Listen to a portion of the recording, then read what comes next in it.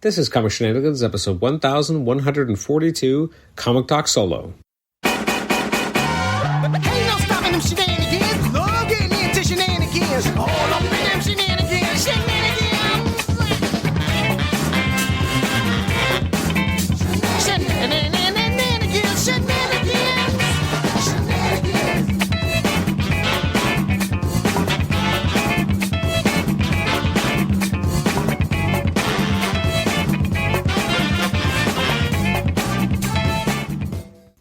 Welcome to the Comic Shenanigans podcast. I'm your host, Adam Chapman. This is episode 1142. It's yet another Comic Talk Solo episode. You might notice that last episode we did a Comic Talk Solo right before I went away on vacation. And I had some scheduling snafus and my son bailed on me, so we ended up doing a solo episode talking about the DC Finest collections. This time, similar type of circumstances. We had an interview that had to get pushed, and a couple things had to get moved around, and schedules didn't quite line up, unfortunately. One of which was definitely my fault, or at least I had some issues going on, so I had to kind of move things around. So this is a new Comic Talk episode. So I thought this one, I've talked about, it's going to be pretty general, I think. I have been thinking a lot about collected editions in general, and also kind of the state of where things are. And when I started kind of betting collected editions. And I think I've talked about this before on the podcast, but like when I first started getting collected editions, for the most part, late 90s I had a couple here and there. But when I started getting them more regularly, it was definitely of DC material. And it wasn't because I necessarily wanted that material on my shelf more. It was more that Marvel stuff, I was already buying the singles, and at the time was like, why would I duplicate? Why would I, the singles were king. It's interesting, like over the years, and I just don't have capacity for stuff. I have more and more in collected editions, so my actual singles have been relegated to like a crawl space, and I don't ever look at them, and I don't, to be honest, feel the need to even pull out single comics anymore. Like, I liked my collected editions. That's kind of my preferred way of reading them, although there is obviously a special thrill when you pick up a single issue, especially one that meant something to you, and you see the ads of the time, and it really grounds you in that time and place. But for the most part, I kind of prefer reading collected editions anyway. And half the time also, I also like digital. I was recently on vacation, and I got to, read a lot of comics because, I'd have an hour at night, and I would kind of I always try to read 10 comics a day, and I was reading Cable from like 92 or whatever that series started, X-Force from the beginning, X-Man from the beginning. Like, it started with me reading Cable, and I got to a point, I think around issue 30, 31, where I had to read X-Man as a crossover. I'm like, well, I might as well read the 10 issues of X-Man. And then I got to Onslaught, and I'm like, oh, well, now it's about to cross over to X-Force, and I don't remember a lot of it. I guess I should start from X-Force number 1. I did not go right back to, Liefeld's New Mutants, although I probably could have. But I thought, he had a stylistic, kind of jumping on point with X-Force. Let's just do that. So I like collected editions quite a lot. So when I look at my shelves, I do give a lot of thought these days to, like, I really like the Epic collections. I think it's a great format. I'm sad that it's overly expensive these days. I'm sad that it's double what I used to pay, when it started 10 years ago. That's not typically how inflation works to that degree. So I'm a little sad about that. But I also felt like I do feel for people who are like, I'm going to buy everything. And I'm like, that's a commitment. Like, good for you. I don't know how you have the space for it, let alone the money these days, especially.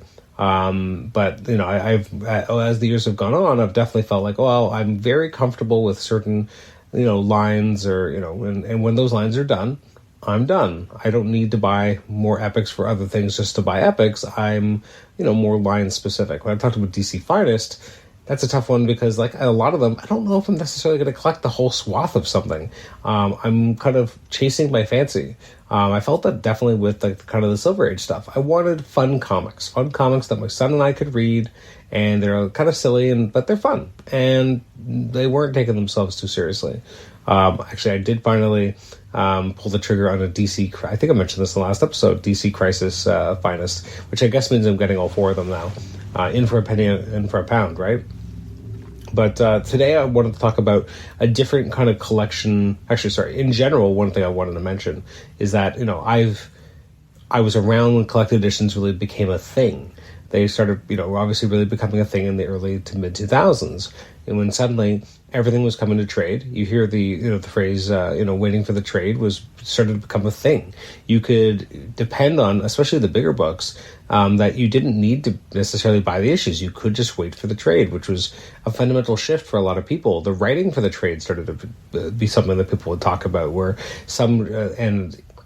people who worked in that period have talked about sometimes they would be encouraged to kind of pad out stories to make them fit a trade paperback, and that it was not necessarily encouraged to do shorter storylines or things that didn't quite maybe as neatly fit into a trade, which is a fundamental shift, obviously, in how a writer would, and an editor, I guess, as well, would approach a book.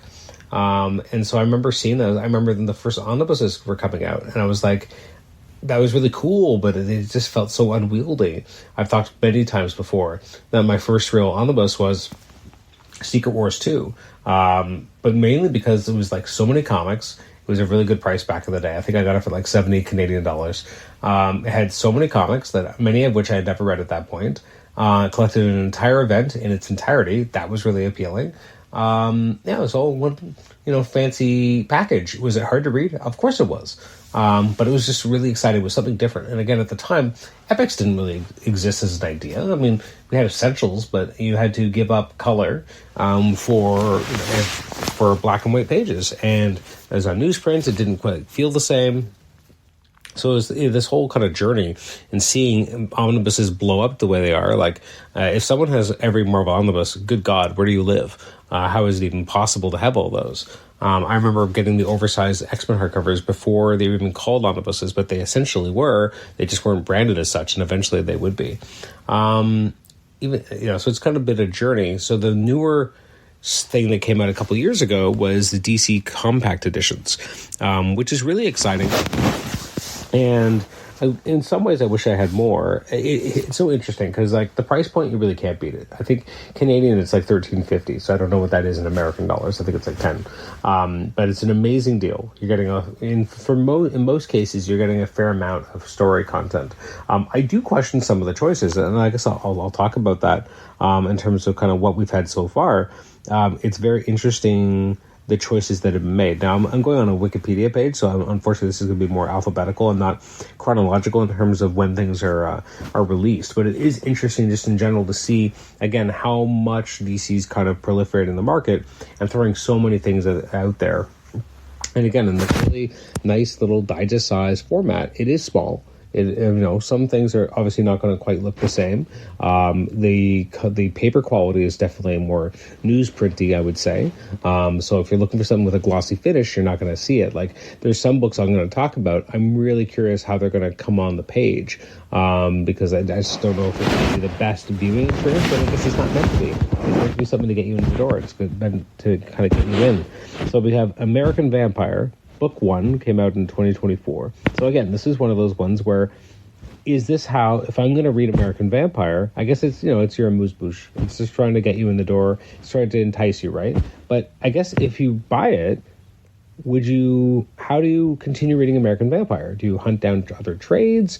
Are you then, eventually duplicating your efforts and having these issues again? Like, they haven't followed up. It's been, we're seeing stuff that's coming out later in 2026. So it's essentially 2 years because it came in October 2024. So you got a 2-year period, and there's been no word on the second volume. So these are one of the ones where if it's not a standalone kind of evergreen story and it's part of an ongoing, that seems problematic. Next up was The Authority. Now, this is the first 12 issues of The Authority. It's covered Relentless, or it's named Relentless. This, has like an entire kind of arc in a story. You would like it to maybe keep going, but it's, again, not called the book 1. It's just called The Authority Relentless, because at the time there was supposed to be an Authority movie. So if and when, they do another volume, great, but otherwise it's okay if they don't. This is from July 2025. Batgirl, the Batgirl of Burnside. I can't remember. I don't know if this is the entire era, but it is 16 issues, which is pretty fat. 312 pages. Not as fat as the Authority book, but again, pretty good page count. I mean, I've seen epics that are this thick, and they pay, that are charged a lot more than this. Then you got Batman. Now there are 1, 2, 3, 4, 5, 6, 7, 8, 9 so far, at least announced. kind of branded as Batman. I'm trying to think how many I've got. There's Dark Knight Returns, which I did end up buying. It's a little on the thinner count. It's 200 pages. Just came out earlier last month. It came out in April. Arkham Asylum, which I don't think I've ever actually read it. It's the original OGN from Arkham Asylum. 144 pages, so again, a lot skinnier. Came out last September. Gotham by Gaslight, which is obviously by Brian Augustine and Mike Mignola. It's actually got 2 Elseworld Batman stories, but that's, kind of a fun adventure. Got The Long Halloween, which I believe I did pick up from my son. Curious how that reads, though, because it is so dark in general, but that might actually work with the the paper quality. But again, that's a thick one. That's 376 pages. Great deal. Again, for the price point. Hush. Now, I can't remember if I bought that one in DC Compact or not. I want to say I did. I can't imagine it does a good service to it, though. Like, I think it's a great size to give to new readers or younger readers, hopefully. Although maybe not with some of the stuff, right? But you can just kind of throw it in your bag, throw it in a school bag, whatever it takes, not having to worry about it. And so, Hush is kind of one of the best stories probably for that, because it is so popcorn filled. You got Under the Red Hood, which comes out this June. I already own the original trade for this. I will probably get it again. It's so good. It's just so good. And now that I'm thinking about it, I don't know if my trade actually comes with the annual that it kind of explains everything. It must. But it is an older trade, so it's possible that it doesn't. But anyways, yeah, that's such a fantastic story with Judd Winnick. He's going to be coming back on the show soon to actually break it down and talk about it, which I'm really excited about. Coming out this August, there's Batman and Son, which is, I recently talked about on the show, at least the beginning arc by Grant Morrison and Andy Kubert, starting their Batman run. But that's, again, another one where, are there going to be more volumes that collect after that? They didn't call it book 1. They didn't call it, Grant Morrison. They just called it Batman and Son. I'm really curious to see if they continue. You got the Court of Owls saga, which is Batman 1 to 11.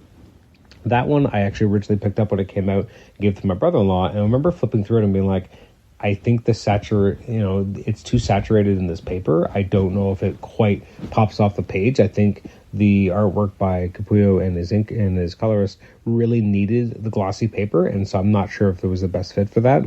And then this one I haven't actually seen. It came out in February. It's Batman White Knight, which I have one of the original trades for.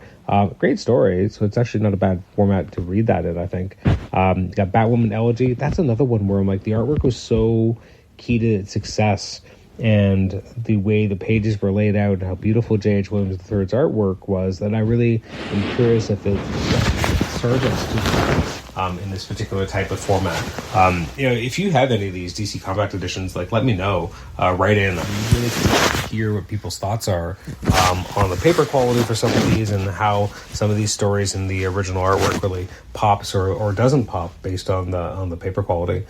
This one I have considered a lot. I did not end up buying it yet, but I probably will someday. I've never really read it, which is Catwoman by Darwin Cook and Ed Brubaker. Well, Ed Brubaker did obviously the Catwoman ongoing at that time, but Darwin Cook, I believe, did Catwoman, Selena's Big Score. That's 336 pages too. That's a thick one. I should get that. I think I probably would really dig that. There's something about the cartoony nature and the kind of the simplistic, deceptively complex yet simple looking artwork that I think would really play on the smaller format in a certain way. Deceased, which was again a big Tom Taylor, Trevor Hairsine joint from 2019. That came out last summer. It has the first Deceased. I would say that some of the later Deceased were actually more my bag, but I'm curious to see if they kind of continue with that. Now, a big one that comes out in September, and this one I'm like, if you're not going to commit to all of it, don't bother, is Fables. Fables is a fantastic book, fantastic series, which ended up being 150 issues the first time, and then 12 more. And I'm just not sure that this was, if I'm glad more people will have an option to have Fables, but if you're not going to do all of it, and in this case you'd have to do 15 of them, why bother? It's so good. I have it in compendiums. I'm very happy with those. Although obviously I don't have the last 12 issues because that was not really collected, but yeah, it's interesting. Another one that I found really interesting, and again, the artwork, especially on the part of the book, feels like it would not be conducive to the paper quality, would be the Flash Rebirth. So Flash Rebirth collects issues 1 to 6, and then Flash 1 to 7 of the Jeff Johns and Francis Manapul stuff. It has that opening arc. It's kind of a weird spot to kind of lead the character, but I mean, I guess, people have an option, but Flash Rebirth is complex and confusing and is not as new reader friendly as the Flash Volume 3 is, which is also in the same book. So half the book feels more complicated and almost like homework for people, and the other half is a breezy start. But I remember at the time not being a huge fan of it because I had been such a fan of what we had gotten with all the Wally stuff in the years earlier, and was so excited to see what Jeff Johns was going to do with Wally, and being a little disappointed by Rebirth, and then just not really engaging as much with, Barry, his return as Flash in the pre-52 Volume 3 of Flash. Another one there, I know that the paper quality can be really a detriment to the reading experience, is Gotham Central. On the face of it, feels like the pulpy feel would actually be a really great fit. I remember reading the original trades, and they were not glossy at all, and it really did a disservice to the artwork. It really, it felt like it suffocated some of the art. It didn't pop. Anyways, this is issues 1 to 10 of Gotham Central. I get another one where I'm like, it's so glad it's out there. Are they going to do more? I don't know.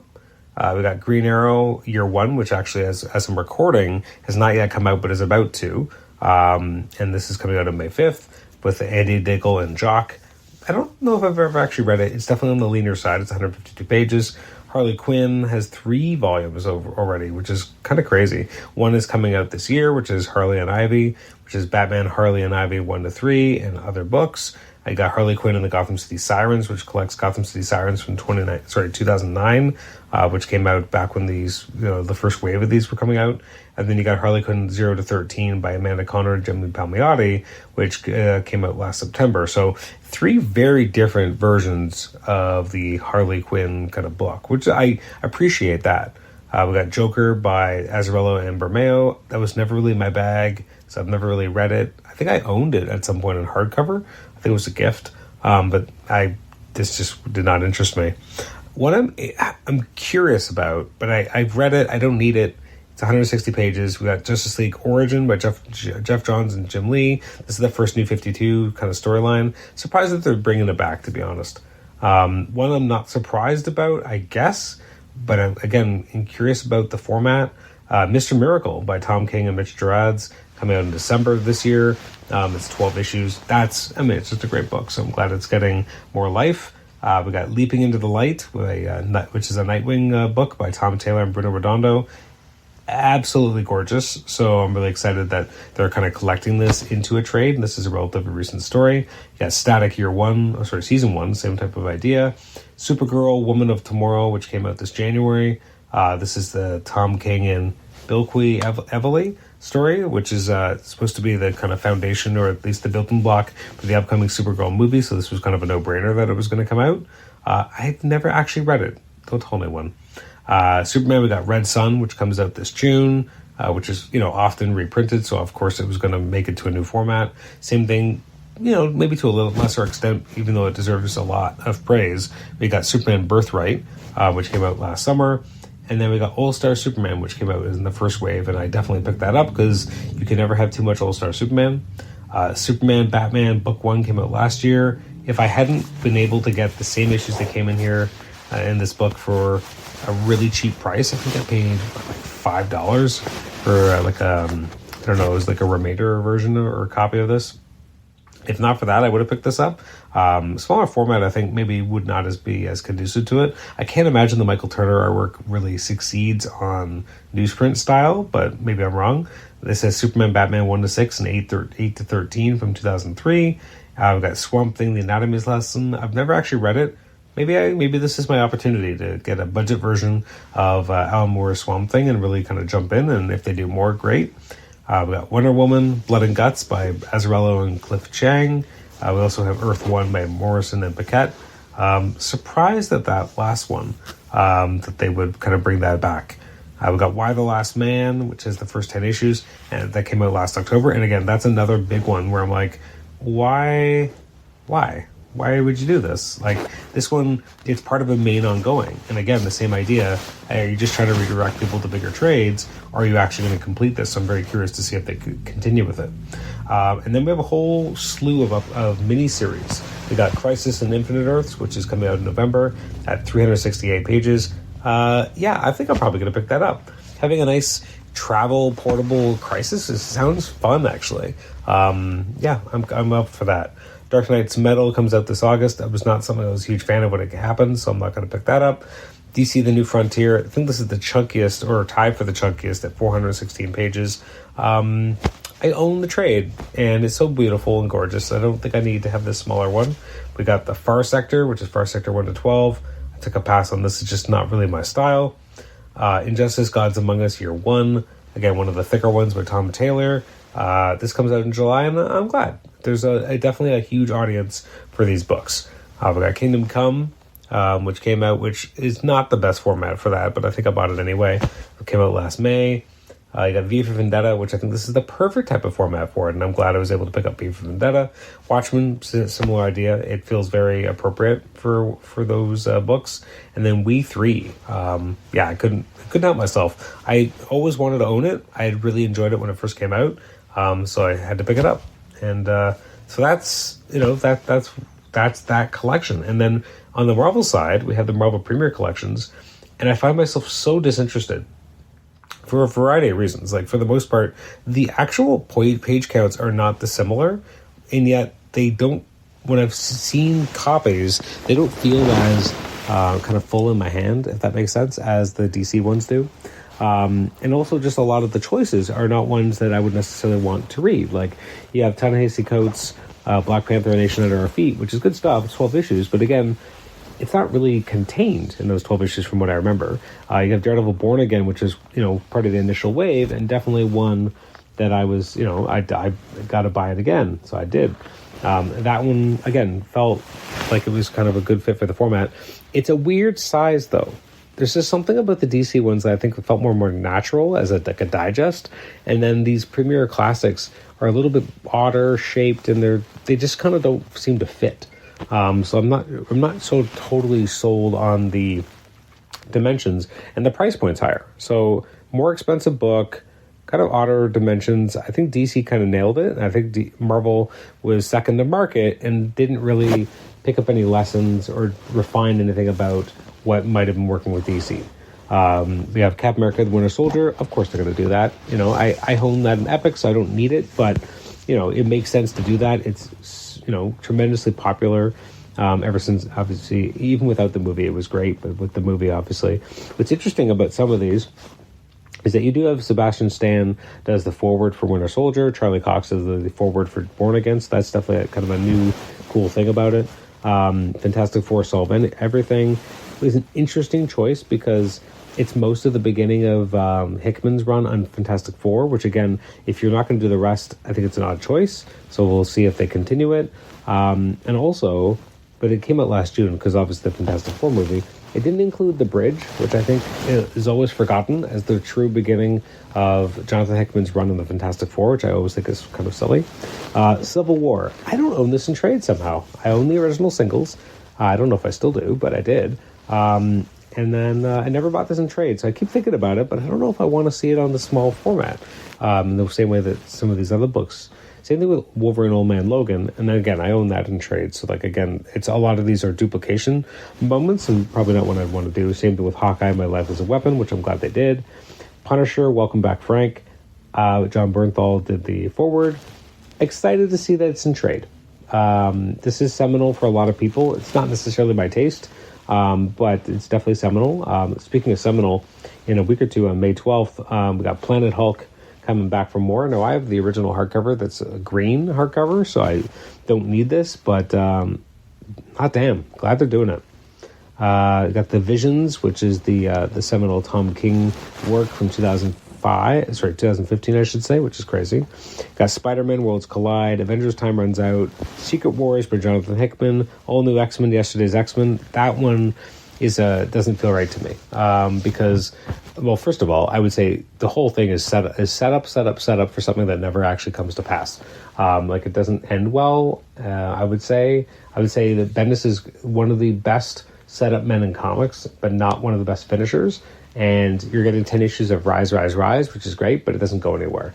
And then you have Captain America: The Death of Captain America, which is an interesting one that they're doing in November, because if you pick up the Captain America one, you only have till issues 14, and then this one is issue 22 to 30. So you have this weird gap you're creating within your collections, which, again, seems like a weird choice. So that's kind of those formats, and I'm curious to see how they expand over time, and how they develop further, and if we get more and more volumes of each one. And I love seeing people's kind of shelfies where they take a snapshot of all their different comic collections. I didn't even realize how many I had. It's just maybe more than I thought, because when you buy them all over the place here and there, and it's easy to lose track. Again, they're nice thick spines, and something really pleasant about the overall presentation for the DC ones. Whereas I think with the Marvel ones, I've not been as impressed. I think I only own one, whereas with DC, but again, they haven't published as many, and a lot of them I already own in other formats, whereas with a lot of the DC ones, I didn't necessarily. Although, again, I think the price point is part of what made it easier for some of them to buy anyway. To be like, you know what, I'm gonna buy another one. I can buy Kingdom Come Again because it's going to cost me $13. I know it's just like, semantics, but when it's like $4 or $5 more, it does start to feel different. There's just something about that sweet price point. I can't even imagine being an American and being able to just pick up, a DC book for $10. That's just such a great deal. Like, who wouldn't want to do that? So, anyways, this has been fun. Well, I hope you find this entertaining. If not, I am tremendously sorry. I do think you should, if you're listening to this and you're not already a listener of Comic Geek Speak, which I don't even know how that's possible, that somehow you're listening to this and not Comic Geek Speak, but you should check out Comic Geek Speak. The most recent episode, I'd have to try and find the number on it. I don't know if I can find the number. They had an episode on April the 30th, and I got to be on the show. I'm currently a supporter of the show, and I was able to be on, guest star on the episode, which was tremendously exciting. And we have it's like a 2-hour comic talk conversation. We really go, deep into everything. And it was so much fun. So I'm glad they were able to have me back for episode 2068, which just came out the other day, I believe on May 1st. So I should also say to those who celebrate Free Comic Book Day, hope you had a great Free Comic Book Day. I don't really have a proper comic book store and haven't for years. I had one that closed, I want to say 2016. It was 2016, 2017. It was the weirdest thing. It was like around April, and they were moving to a new location. I was super excited about it, and I guess something happened in transit, and then they weren't able to get their new place, and the show sort of just folded. All their content, I don't know whatever happened to it all, but they just kind of disappeared and never reopened, and it was always just so sad. And then I moved to, a location that was still not the easiest to get to, but easier than a lot of other options. It was in kind of downtown Toronto, and I was able to go there for many years. And then in the pandemic, they moved, and I just could not get to the new location, so I moved to another new spot. Didn't really love it there. They eventually decided to not have new issues anymore, which made it really challenging. So I had to kind of switch to a new store. So a lot of drama. So eventually I ended up, going to, BMV, which is a used bookstore, but has a really good comic presence. And so they buy all the new issues there. And so I order all my new stuff there. It's a lot of fun. So I did get to go there with my children, and my son picked out some books. My daughter, she picked up like 5, and I'm like, oh, we're allowed 7, but she didn't want 2 more, so I picked up 2, and it's like, oh, get this for me and me for your mom, because I already had another 7, of which I was getting a couple from my brother-in-law, and she was just really upset by this. So when we get home, she's like, well, Mom, I was allowed 7, but I only got 5 for myself. And she's like, well, did you want more? She's like, no. And I'm like, okay, so you got 2 more for other people? And she's like, yeah. I'm like, well, that sounds like a really nice thing you did. No, I wanted 2 more. I'm like, but did you want any books? No. Like, I love kid logic. It's so funny. So if you did get to get out there for Free Comic Book Day, I hope you had a tremendous time and had good deals to be had and all sorts of frivolity. One thing I'll mention, and I'm sure I mentioned this about 4 years ago when it occurred, and I did mention it on the Comic Geek Speak podcast, is back in 2022. Me and my buddies got to go to a Free Comic Book Day at 1:35 in the morning, 1:40 in the morning. We had driven to Cleveland. It was quite a big day where we went to see Doctor Strange and the Multiverse of Madness on the way down, and we ended up kind of settling in at Cleveland pretty late. So we were just kind of hanging out in the hotel. It was around 1:30 at night. I'm looking at all the different stores we want to go the next day for Free Comic Book Day. I see one is having a midnight opening, and they're open until 2 in the morning. And they were about a 5-minute drive away, so we jump in the car, drive over. The door was kind of locked because maybe they were getting ready to go because there was no one else left, and they probably didn't expect anyone else to roll in at 1:30 in the morning. But there we were. Made sure that we, as patrons, we did buy something as well as got all of our free comics. And it was nice not having to stress about Free Comic Book Day. I remember when I was younger, it was still earlier, you would go, especially at bigger comic stores. And when I go to B&B and stuff, I don't think there's tons of people going. So they're never in any real danger of all the comics disappearing. But I remember it being stressful to make sure you got there in time, got in line, because you want to make sure that you got like the hot new Marvel thing. Like, it's interesting. Like, now that I get them, and I'm like, at the time, I find I don't even care as much. Like, when I was younger, I cared much more about the promotional angle, what was the big hot new thing, and now I'm like, oh, it's kind of fun, it's cool. I'm more excited, to be honest, when I go for Free Comic Book Day to get whatever Titan Comics puts out for Conan, because it's always kind of the launching pad for the next big thing that Jim Zub is doing at Titan. So I find I'm more excited about that than anything else. Although there's a bunch of other books I was kind of interested in, and kind of to see what else they're doing. The Energon books always do an interesting product for Free Comic Book Day, so that was a lot of fun. So but it's definitely changed over time. But yeah, nothing can beat 1:45 in the morning going to Free Comic Book Day. And not having to stress about the next day going to all these comic book stores, not having to worry about being able to pick up all the Free Comic Book Day issues you wanted, because they just let us, take a full run at it. They're like, yeah, you're here, go ahead, which was so much fun, and again, such a memorable experience that'll probably be my favorite Free Comic Book Day for quite some time. Although I do like going with my children, but it's not quite 1:30 in the morning, and just kind of happening upon a Free Comic Book Day adventure. So thanks for listening to this episode. This has been episode 1142. The upcoming episodes, we're going to have an episode looking back at Jerry Conway's work at Marvel. We're doing one of our creator spotlights where we kind of cherry pick some weird spots in Jerry Conway's history, but I'm really excited to do that with my frequent guest, Nathan Struck. Connie McCreary is going to be back on the show soon to talk about his next graphic novel, The Last Witch, Book 2. In June, we're going to have Jed Winnick back on the show. Alex Segura is supposed to come back at some point. We're working on having Scott Koblish on the show, so a lot of really exciting stuff happened. We're going to get a book of the month back because we kind of skipped it in April, so a lot of good stuff on the way. So thank you so much for listening to this random Comic Talk episode and listening to me prattle on and on about DC Compact Editions and Marvel's Premier Classics. And thanks so much. Email me at comicshenanigans@gmail.com. Rate the show on Apple Podcasts. Listen to us on Apple Podcasts. Also listen to us on Spotify. Have a great day, and we'll catch you next time. Bye-bye.